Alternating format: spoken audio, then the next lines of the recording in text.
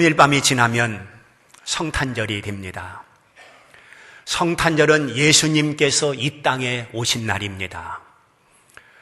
세상은 예수님을 4대 성인 가운데 한 사람으로만 생각을 하고 있습니다. 그러나 그렇지 않습니다. 성인이라고 하는 석가모니 혹은 공자 혹은 소크라테스는 역사적인 인물이지만은 예수님은 역사를 초월하시는 분이십니다. 또한 다른 분들은 다 부정모열로 태어났지만은 예수님은 그렇게 태어나지 아니하셨습니다. 또한 다른 분은 배움을 통해서 혹은 수양을 통해서 혹은 고뇌를 통해서 또한 철학을 통해서 그들이 성자가 되고 존경받는 인물이 됐을지 모르지만 예수님과는 다르다고 하는 것을 오늘 말씀드리려고 합니다. 즉 에베소서 1장 4절 말씀을 보게 되면 창세전에 그리스도 안에서 우리를 택하사라고 하는 놀라운 말씀을 대하게 됩니다.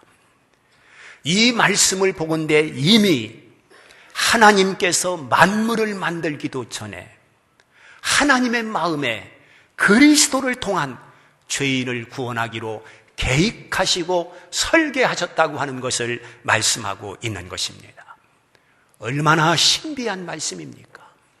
사람이 태어나기도 전에 만물이 생기기도 전에 하나님의 설계 속에서는 그리스도를 통한 구원의 역사를 만들고 있었다고 하는 것을 보여주고 있는 것입니다. 하나님에 대해서 우리가 이해할 수 있는 수준이라고 한다면 하나님이 우리 정도밖에 안 되는 것입니다. 오늘 드리는 말씀은 어떤 논리적으로 설명할 수 없는 말씀입니다. 우리의 지각이나 우리의 이성으로 이해하기 어려운 말씀들입니다. 우리의 작은 인간이 어찌 하나님의 수준에 이를 수가 있겠습니까?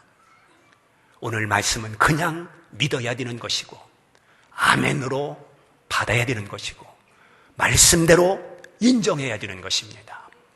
이해해서 드리는 말씀이 아닌 것입니다. 왜 그렇습니까? 첫째, 동정녀를 통해 사람으로 오신 예수님에 대해서 말씀을 드립니다. 오늘 봉독해드린 말씀을 보면은 이렇게 말씀을 하고 있습니다. 아들을 낳으리니 이름을 예수라 하라. 이는 그가 자기 백성을 그들의 죄에서 구원할 자이심이라 하니라. 보라, 처녀가 잉태하여 아들을 낳을 것이요 그의 이름은 임마누엘이라 하리라 말씀하고 있습니다. 이 말씀은 이사야 7장 14절에 예언된 말씀입니다. 처녀가 잉태해서 아들을 낳으리라 하는 예언의 말씀입니다. 그리고 그 이름을 임마누엘이라 하리라 이렇게 말씀하고 있습니다. 도저히 믿을 수 없는 말이지 않습니까? 이사야는 이 예언의 말씀을 기록하면서 처녀가 아들을 낳는다는 것을 그가 어떻게 이해를 했겠습니까?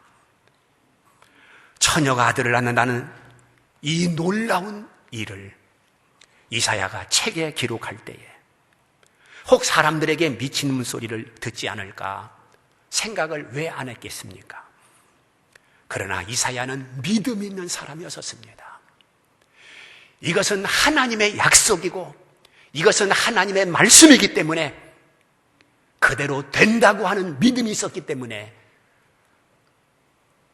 처녀가 아들을 낳는다는 말씀을 책에 기록했지 자기 자신을 믿을 수 없었으면 슬쩍 빼버렸을 것입니다.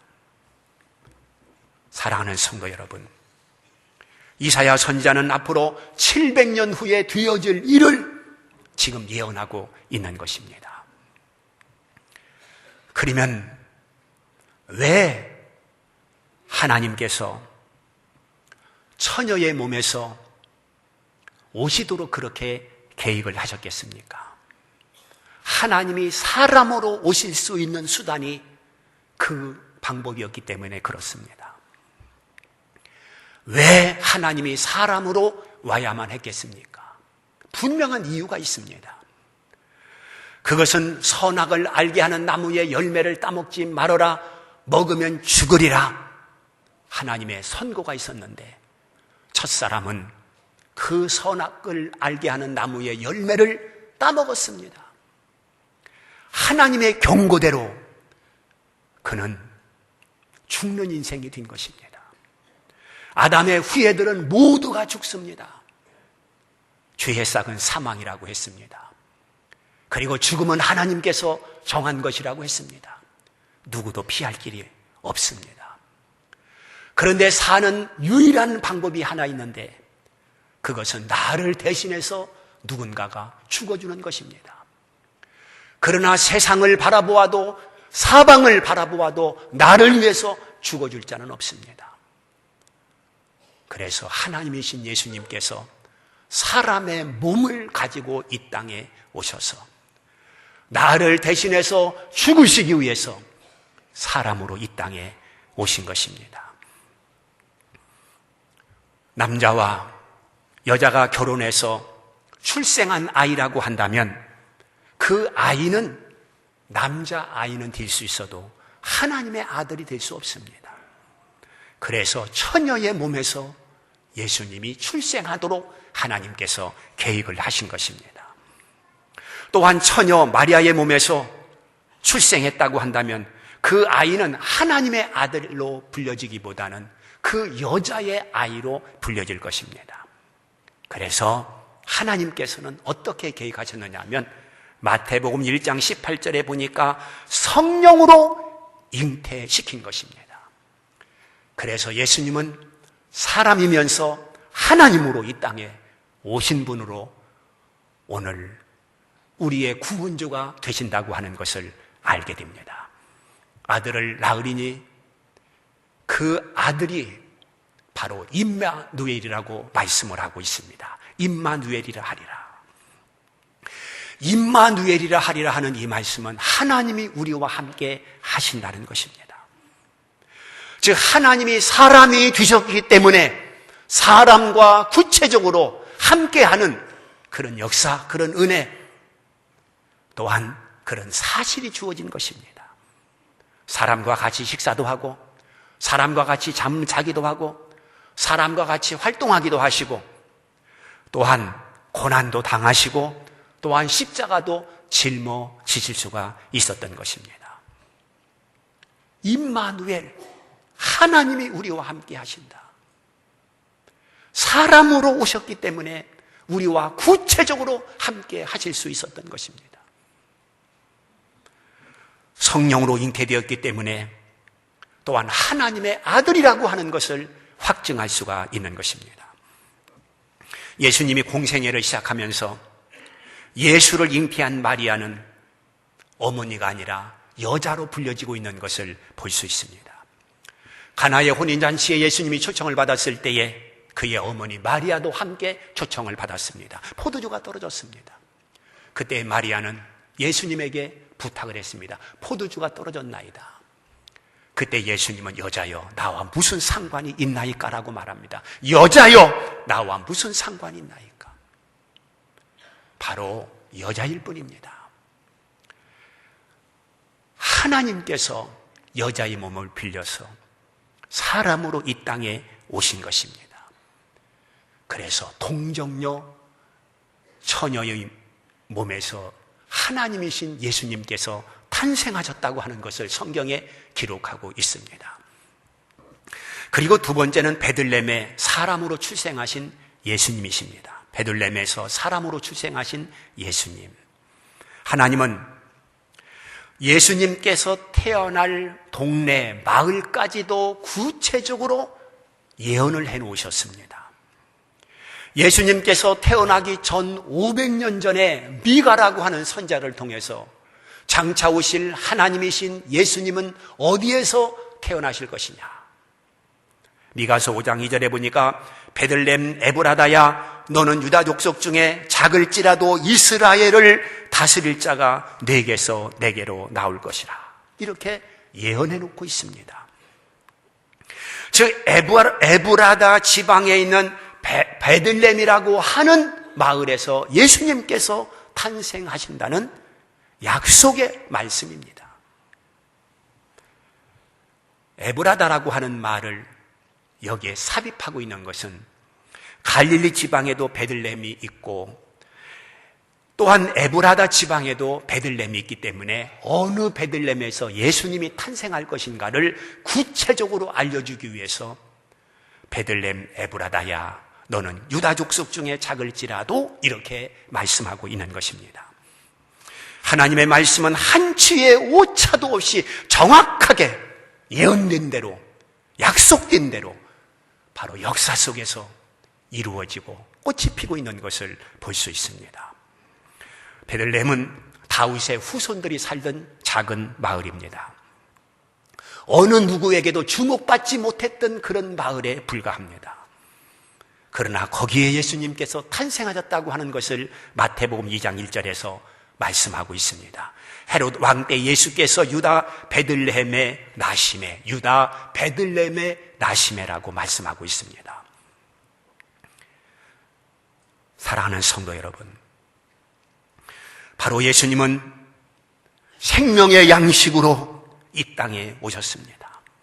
그러므로 베들레헴에 오시는 것은 너무도 당연한 일이지 않겠습니까? 요한복음 6장 35절에 보면 예수께서 이르시되 나는 생명의 떡이니 내게 오는 자는 결코 주르지 않을 터요 나를 믿는 자는 영원히 목마르지 아니하리라 말씀을 했습니다. 요한복음 6장 48절에 내가 곧 생명의 떡이니라고 했습니다. 요한복음 6장 51절에 나는 하늘에서 내려온 살아있는 떡이니 사람이 이 떡을 먹으면 영생하리라. 할렐루야 말씀하고 있습니다. 우리 예수님께서는 영혼의 양식뿐만 아니라 육신의 양식을 우리에게 주셨습니다. 영혼의 양식으로는 우리에게 성령을 주시고 말씀을 주시고 또한 천국을 주셨습니다. 그리고 육신의 양식으로는 우리 예수님께서 혼인집에 포도주가 떨어졌을 때에 우리 주님께서는 물로 포도주를 만들어 그들에게 마시우게 했습니다. 그런가 하면 들에 5천여 명이 모였을 때에 우리 주님께서는 떡과 물고기를 그들에게 배불리 먹이시고 남게 하셨습니다. 또한 베드로가 육신의 양식을 위해서 갈릴리에서 고기잡이를 하고 있을 때 한 마리의 고기도 잡지 못하는 실패자에게 찾아가서 그물이 찢어지도록 많은 고기를 잡을 수 있도록 하나님께서 은혜를 베풀어 주셨습니다. 이와 같이 우리 예수님은 영혼의 양식뿐만 아니라 필요할 때에 육신의 양식까지 채워주시는 나의 구주라고 하는 것을 보여주고 있는 것입니다. 그러므로 예수님을 배제시키고는 예수 그리스도를 등지고서는 우리는 영혼의 만족도 육신의 만족도 결코 있을 수 없다고 하는 것을 보여주고 있습니다. 그 다음에 세 번째는 하나님으로 오신 예수님이십니다. 이사야 40장 3절에서 5절을 보게 되면 하나님은 예수님께서 오시기 전에 예비할 자를 보내겠다고 약속하고 있는 것을 볼 수 있습니다. 거기 말씀을 보면 외치는 자의 소리여 이르되 너희는 여호와의 길을 예비하라. 사막에서 우리 하나님의 대로를 평탄케 하라. 골짜기마다 돋구어지며 산마다 언덕마다 낮아지며 고르지 아니한 것이 평탄하게 되며 험한 것이 평지가 될 것이요 여호와의 영광이 나타나고 모든 육체가 그것을 함께 보리라.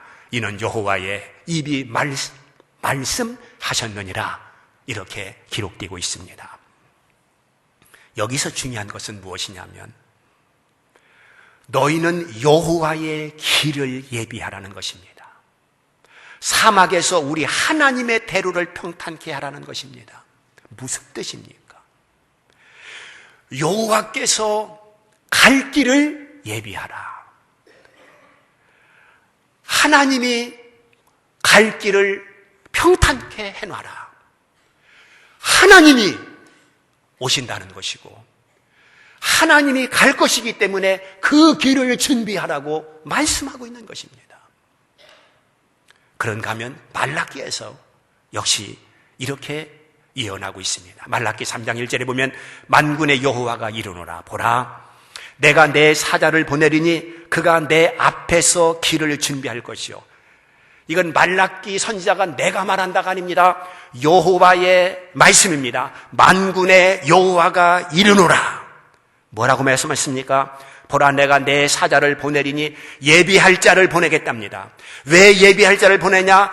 그가 내 앞에서 길을 준비할 것은 내가 갈 것인데 내 앞에서 길을 준비한다는 것입니다. 놀라운 말씀입니다. 그런데 그 길을 준비할 자가 누구입니까? 말라기 4장 5절에 보니까 선지자 엘리야를 너에게 보내리니 바로 엘리야가 와서 길을 준비한다는 것입니다. 그래서 마가복음 9장 12절에 보게 되면 엘리야가 먼저 와서 모든 것을 회복하리라 이렇게 말씀하고 있습니다. 그러면 엘리야가 누구냐 하는 것이 중요합니다. 그것을 예수님께서 말씀하시기를 마태복음 11장 14절에서 오리라 한 엘리야가 곧 이 사람 세례 요한이라고 말씀을 하고 있습니다. 바로 세례 요한이 예수님보다 6개월 먼저 와서 그 예수님께서 오실 것을 아시고 길을 준비하는 길잡이 역할을 세례 요한이 한 것입니다. 그래서 예수님에 대해서 말씀했습니다. 나는 물로 세례를 주거니와 이 예수님은 불로 세례를 준다. 그리고 나는 이분의 신들매를 풀기도 감당하지 못한다. 바로 오실 자가 이분이라고 세례 요한이 증거를 했습니다. 그렇다고 한다면 보십시오. 우리 하나님께서 내가 가겠다고 약속을 했습니다. 그래서 길을 평탄하게 하라는 것입니다. 그리고 내가 갈 것인가 내 앞에서 길을 준비하라고 하나님이 말씀했습니다. 여호와 하나님의 말씀이라고 했습니다. 그렇다면 예수님이 바로 하나님이라는 뜻이 아닙니까? 바로 예수님이 하나님이라는 의미가 아닙니까? 하나님께서 내가 가겠다고 했는데 내가 가겠다고 한 그 하나님이 바로 예수님이라고 하는 것을 우리들에게 말씀하고 있는 것입니다. 그러므로 예수님은 사람으로 오시기 위해서 동정녀 마리아에게서, 사람으로 오시기 위해서 베들레헴 땅에서 오셨고, 또한 그 예수님은 단순히 사람일 뿐이 아니라 하나님이라고 하는 사실을 오늘 우리 말씀을 통해서 다시 한번 깨닫게 되는 것입니다. 그러므로 예수님은 우리를 구원하기 위해서 사람이어야 했고 우리를 구원하기 위해서 하나님이어야 했다고 하는 것을 말씀하고 있는 것입니다. 사랑하는 성도 여러분, 예수님은 우리의 구주이신데 하나님이시고 사람이시기 때문에 우리의 구원을 완전히 이룰 수가 있는 것입니다. 이제 네 번째, 예수님은 왜 오셨는가로 결론적인 말씀을 드리도록 하겠습니다. 예수님께서 이 땅에 오시는 목적을 이사야 61장 2절에서 밝혀놓고 있습니다. 예수님이 왜 오시느냐? 보십시오. 주 여호와의 영이 내게 내리셨으니 이는 여호와께서 내게 기름을 부으사 가난한 자에게 아름다운 소식을 전하게 하려 하십니다. 나를 보내사 마음이 상한 자를 고치며 포로된 자에게 자유를, 갇힌 자에게 노임을 선포하며 2절에서 슬픈 자를 위로하되라고 말씀하고 있습니다.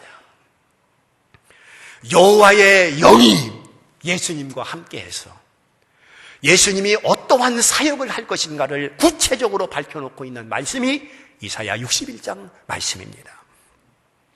먼저 가난한 자에게 아름다운 소식을 전하게 하려 하심이라 이렇게 말씀하고 있습니다.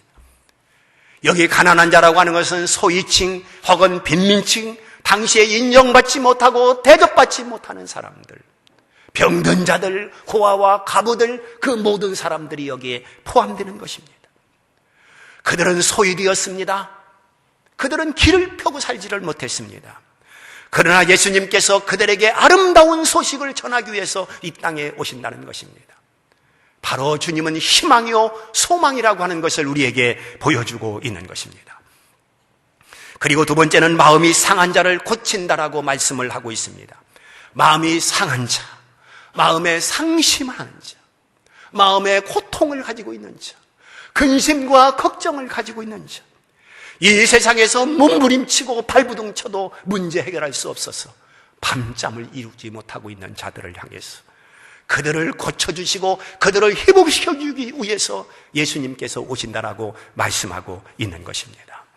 그리고 세 번째는 포로된 자에게 자유를 주시기 위해서 오시겠다라고 말씀을 하고 있습니다. 우리는 육체적인 포로에 혹은 정신적인 포로에 묶여 살고 있습니다. 그런데 그들에게 자유를 주기 위해서 주님께서 오셔야 했던 것입니다.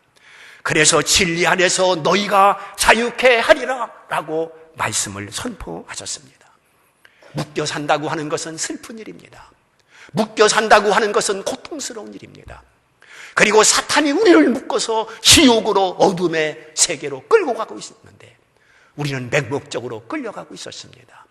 그런데 예수님께서 오셔서 우리에게 진정한 자유를 주셨습니다. 사슬을 끊었습니다. 지옥에서 천국으로 인도해 하셨습니다. 이 엄청난 은혜를 예수 그리스도를 통해서 우리가 받게 된 것입니다. 네 번째는 갇힌 자에게 노임을 선포하셨습니다. 여기 갇혀 있다고 하는 것이 무엇입니까? 감옥 생활을 하고 있다 그런 말입니다. 우리 주님께서 이들에게 찾아오셔서 놓아주겠다는 것입니다.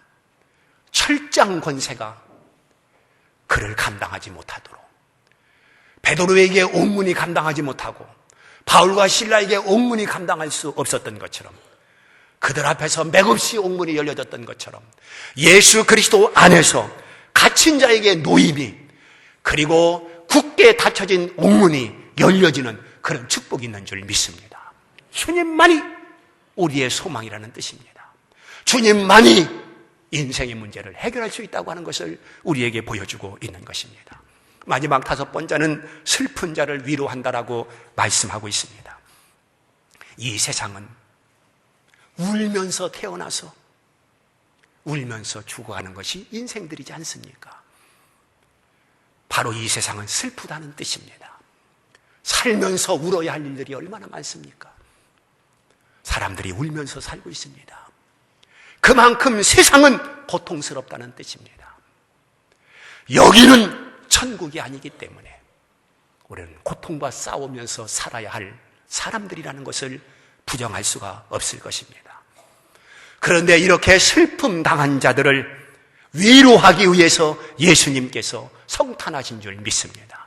슬픔 당한 자들을 위로하기 위해서. 정말로 주님께서는 손수건이 되셔서 나의 두 눈의 눈물을 닦아주시고, 그리고 멍든 가슴을 따뜻한 손으로 어루만져 주시고, 지쳐 쓰러져 있는 나를 안아주시는 주님의 은혜를 우리는 보고 있지 않습니까? 주님이 그래서 이 땅에 오신 것이고, 그래서 주님께서는 성탄을 하신 것입니다. 임마누엘, 주께서 나와 함께 하시는 것입니다. 고통 가운데 함께 하시고, 고뇌 가운데 함께 하시고, 질병 가운데 함께 하시고, 실패 가운데 함께 하시는 주님인 줄 믿습니다. 바로 이것이 사람으로 오셨기 때문에 임마누엘이 되신 것입니다. 이제 결론적으로 말씀을 맺습니다. 예수님께서 하나님이신데 역사 속에 오셨다고 하는 것은 놀라운 은혜인 것입니다. 그분이 역사 속에 오심으로 말미암아 세상의 평화가, 그리고 세상의 소망이, 세상의 위로가 있게 된 것입니다. 주님이 아니고서는 이 땅은 그냥 캄캄할 뿐입니다. 주님이 아니라면 이 땅은 영원히 절망일 수밖에 없습니다. 그런데 주님이 오셨기 때문에 우리에게는 한 가닥의 소망의 은혜가 있게 된 것입니다. 오신 예수님을 환영해야 됩니다. 오신 예수님을 감사해야 됩니다. 오신 예수님을 높여야 됩니다. 오신 예수님을 찬양해야 됩니다. 이와 같은 성탄절이 되기를 주님의 이름으로 축원합니다. 기도하겠습니다.